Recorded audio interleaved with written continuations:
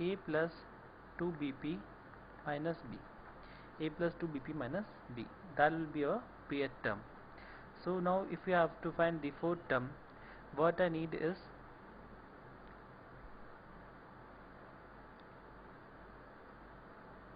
T4, right? If I put the value of P as 4, A plus 8B minus B, that is equal to A plus 7B. A plus 7B. Our fourth term will be equal to A plus 7B.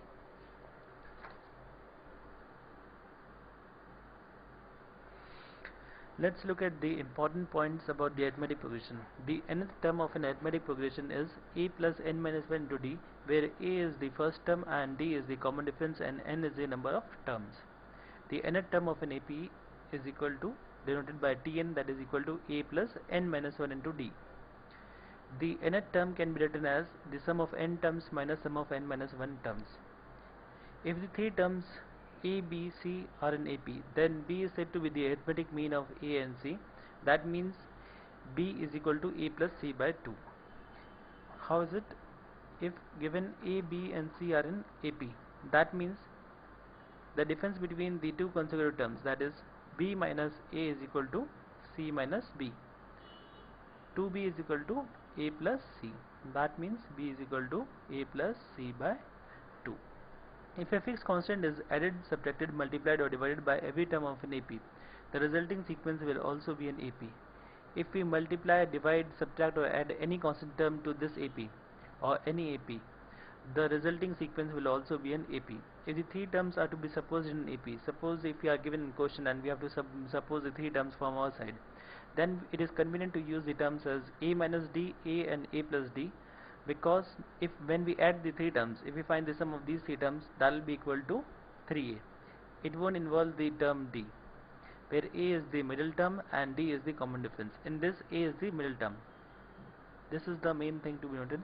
A is the middle term. If the question asks you to find the first term will be equal to A minus D. If the four terms are to be supposed in AP, then it is convenient to use A minus 3D, A minus D, A plus D and A plus 2D, A plus 3D as the terms, where 2D is the common difference.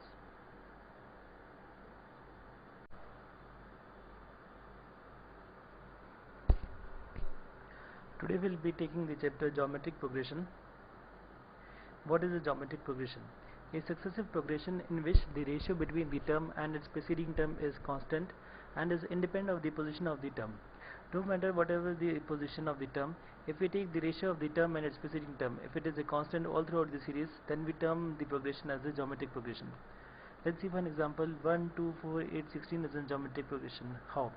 If we take the ratio of the second term to the first term, that is 2 upon 1 is equal to 2. If we take the ratio of the third term to the second term, 4 upon 2 is equal to 2. The ratio of the fourth term to the third term, 8 upon 4 is equal to 2. 16 upon 8 is equal to 2. So the ratio between the term and its preceding term is always constant. Find the condition such that x1, x2, x3, x4 are in GP. The condition will be the ratio of the term to its preceding term should always be a constant. So the ratio x2 upon x1 should be equal to x3 upon x2 is equal to x4 upon x3. This is the condition such that x1, x2, x3, x4 should be in GP. If we generalize the geometric progression, take the first term as A, the common ratio as R. The common ratio is the ratio between the term and its preceding term. Number of terms as n. Then our progression becomes AR square, AR cube up to AR raised to n minus 1. The nth term of our GP will be AR raised to n minus 1. The last term of the GP having n terms will be equal to the nth term, that is AR raised to n minus 1. Let's see an example. The fifth term of a GP is 81 and the second term is 24. Find the digit of the GP. If the fifth term of the GP is 81, that means T5 is equal to AR raised to n minus 1. 5 minus 1 is equal to AR raised to 4 is equal to 81. T2, the second term is equal to AR raised to 2 minus 1 is equal to AR raised to 1, that is AR is equal to 24. If we take the ratio of AR raised to 4 upon AR, we'll get R cube is equal to 27 upon 8. That means R is equal to 3 upon 2. The value of A can be obtained from this equation. A will be equal to 16. So our GP is 16, 24, 36, 54 and so on. Now we have to find the sum of n terms of a GP. We have a GP whose first term is A and the common ratio is R and the number of terms is n. So the nth term is AR raised to n minus 1. We denote the sum to n terms by Sn. Sn is equal to A plus AR square. So if we take this equation as the first equation. Now multiplying the first equation, multiply the first equation by R. We get R into Sn is equal to AR plus AR square plus AR cube up to AR raised to n minus 1 plus AR raised to n. If we take the difference between the first equation and the second equation, if we subtract the second equation from the first equation, we'll get Sn into 1 minus R is equal to AR term will cancel, AR square, all these terms will cancel. We'll get AR minus AR raised to n, A minus A raised to AR raised to n. Hence we'll get the formula for sum for n terms is equal to A into 1 minus R raised to n upon 1 minus R. The sum to n terms of a GP is equal to A into 1 minus R raised to n upon 1 minus R. If the value of R, if the magnitude of R is less than 1, then the sum to the n terms is A into 1 minus R raised to n upon 1 minus R, where R is the common ratio and A is the first term. If the value of R is greater than 1, then the sum to n terms become A into R raised to n minus 1 upon R minus 1, where A is the first term and R is the common ratio. What happens if the value of R is equal to 1? If R is equal to 1, we can't put this value in either of these equations, because in that case the denominator will become 0 and the equation becomes undefined.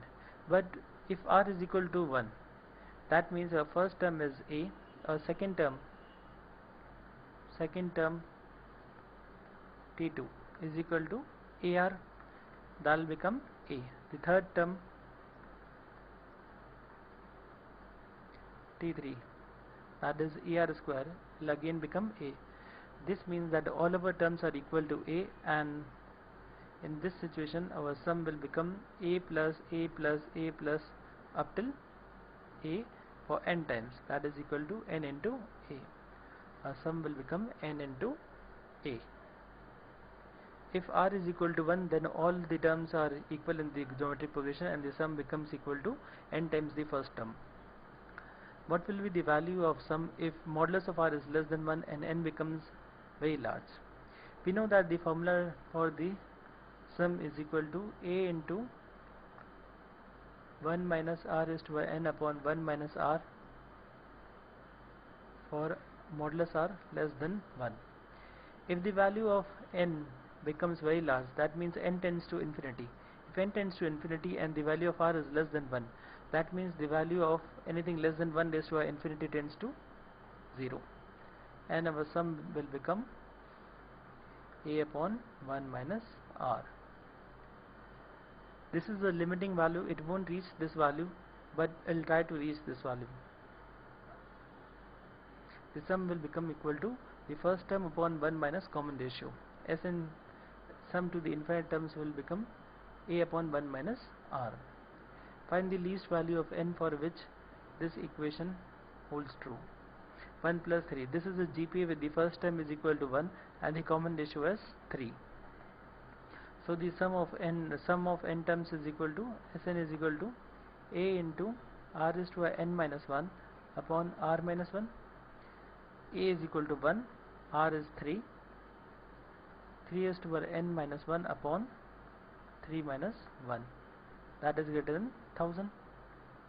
That means 3 raised to n minus 1 is greater than 2000. That implies 3 raised to n is greater than 2000. Solving this equation, we will get the value of n is equal to 7. If we raise the 3 to the power of 7, the value will be greater than 2001. 3 to the power 6 will be less than 2001. So our answer will be n is equal to 7. If the sum to infinity of a GP whose first term is a, then find the sum of first n terms in terms of a, s and n. It states that the sum to the infinite GP is equal to a upon 1 minus r is s, and the first term is a. We have to find the sum of n terms. Sum of n terms in terms of a, s and n. Sum to n terms, we know that the formula is a into 1 minus r is to the n upon 1 minus r. Right? We don't know the value of r. The value of r can be obtained from this equation. R is equal to 1 minus a upon s. So the Sn will become a into 1 minus r, that is equal to 1 minus a by s raised to the n upon 1 minus a by s. This will be the sum to the n terms in terms of a, s and n. Moving over to the important points of the geometric progression. The nth term of a GP is a into r raised to n minus 1, where a is the first term, r is the common ratio and n is the number of terms. The nth term of a GP can also be written as sum to n terms minus sum to the n minus 1 terms. If the three terms are in GP, suppose given that the three terms a, b, c are in GP, then B is said to be the geometric mean of A and C. How? Given that A, B, C are in GP, then it implies that B upon A is equal to C upon B. That means B square is equal to AC. So B is the geometric mean of A and C. If a fixed constant is multiplied or divided by every term of a GP, the resulting sequence will also be a GP. If there is a GP, suppose there is a GP 1, 2, 4, 8 and so on. If we multiply the whole sequence by 3, it will become 3, 6, 12, 24 and so on. This will be another GP. If the three terms are to be supposed in a GP, then it is convenient to use A by R, AR as the terms, where A is the middle term and R is the common ratio. The best part to use the three terms as A by R, A and AR, because if we multiply the three terms, the resulting expression will be getting that as only in terms of A, and R will be eliminated automatically. So we can solve for A and R, but the only point to be kept in mind is A is the middle term, the first term is A by R. If four terms are to be supposed in a GP, then it is convenient to use A by R cube, A by R, AR and AR cube as the terms, where R square is the common ratio. The important point is that the R square is the common ratio and the first term is A upon R cube. Arithmetico-geometric progression. This is a special type of progression found by the combination of arithmetic progression and the geometric progression. If A1, A2, A3 up to An be the n terms of an arithmetic progression and B1, B2, B3 up to Bn are the n terms of the geometric progression, then we can define a new sequence like A1 into B1, A2 into B2, A3 into B3 up to N into Bn.